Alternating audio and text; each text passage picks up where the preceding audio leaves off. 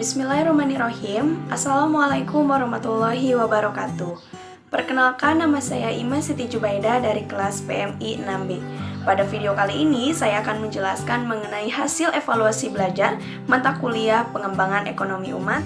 Teman-teman semua, berbicara mengenai ekonomi umat dapat dikatakan sebagai suatu bentuk perekonomian yang memperlihatkan bagaimana kondisi kehidupan perekonomian yang sedang terjadi atau sedang berlaku di masyarakat secara umum.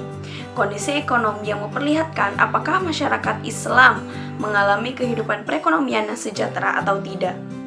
Membahas ekonomi umat berarti membahas masalah ekonomi, yaitu segala aktivitas yang berkaitan dengan menghasilkan barang atau jasa untuk disampaikan atau didistribusikan kepada konsumen atau di antara orang-orang maupun di pasar. Tujuan dari ekonomi umat tidak hanya menolong umat Islam, tetapi juga prioritas kepada seluruh umat manusia. Di dalam ekonomi umat terdapat nilai moral, kemudian persaudaraan dan keadilan, kesetaraan distribusi pendapatan, serta kebebasan individu dalam konteks kesejahteraan sosial.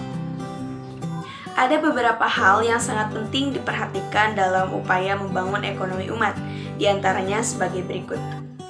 Yang pertama, yaitu sistem ekonomi Islam, di mana sistem ekonomi Islam ini merupakan satu-satunya sistem yang mampu mendongkrak dan mendorong umat dari keterbelakangan dan keterpurukan ekonomi menuju kejayaan dan kegemilangan ekonomi yang berlandaskan pada akidah dan moral yang tinggi. Yang kedua, yaitu membangun semangat wirausaha, di mana untuk membangun ekonomi umat, hal yang pertama yang harus dibangun adalah sifat kewirausahaan, yaitu ketekunan, kesungguhan, dan kesabaran dalam menjalani sebuah usaha walau sekecil apapun usahanya. Yang ketiga, yaitu persatuan umat, di mana persatuan umat ini tidak hanya dibutuhkan dalam mempertahankan nilai-nilai akidah. Dalam berbisnis pun sangat dibutuhkan jiwa kebersamaan yang dalam bisnis sering disebut dengan jaringan atau networking. Yang keempat, yaitu kebijakan penguasa atau pemerintah, di mana untuk memperlancar proses perbaikan ekonomi umat, secara mutlak dibutuhkan kebijakan pemerintah, karena hanya pemerintahlah yang mempunyai kemampuan dan kekuatan dari segi politis dan ekonomis untuk mendorong dan membuat kebijakan dan aturan-aturan yang sesuai dengan syariat Allah Subhanahu wa Ta'ala. Yang kelima, yaitu penyadaran zakat dan pengelolaannya. Salah satu unsur penting dalam hal pembangunan ekonomi umat adalah adanya kesadaran bersama tentang kewajiban membayar zakat. Hal ini tidak terbatas pada zakat fitrah saja, melainkan juga zakat pada binatang ternak, kemudian emas dan perak, kemudian barang perniagaan, barang tambang dan rikas, serta hasil pertanian. Sumber-sumber keuangan Islam berasal dari zakat, wakaf, infak, dan sodaqoh, di mana keempat unsur tersebut akan memunculkan dampak yang sangat besar bagi perekonomian umat. Mengapa? Karena keempat unsur tersebut akan memunculkan potensi yang sangat besar apabila kita mampu dalam mengelolanya.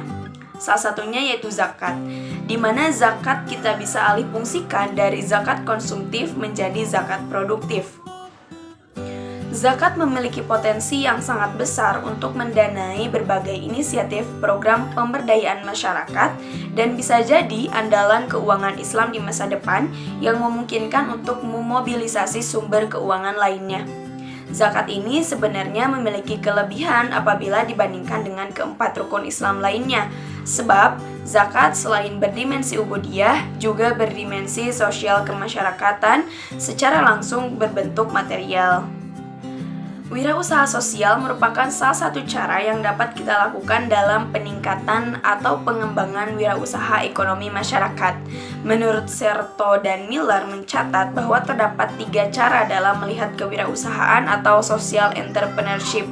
Yang pertama dari aspek misi keseluruhan, di mana social entrepreneurship ini memiliki misi untuk melahirkan nilai sosial dengan profit sebagai dampak tidak langsung. Kedua, yaitu ukuran performa, di mana performa merupakan variabel yang sulit untuk diukur karena berupa nilai sosial. Ketiga, yaitu pemanfaatan sumber daya, di mana Social entrepreneurship ini memanfaatkan sumber daya secara sukarela. Sehingga kedua aspek ini sangat penting apabila kita kembangkan, baik dari pengelolaan zakat produktif maupun dari pengembangan kewirausahaan sosial. Karena kedua aspek ini akan membantu dalam pembangunan ekonomi berkelanjutan atau sustainable development. Mungkin cukup sekian yang dapat saya sampaikan. Mohon maaf apabila banyak kesalahan dalam video ini. Saya ucapkan terima kasih. Wabillahi taufiq wal hidayah. Wassalamualaikum warahmatullahi wabarakatuh.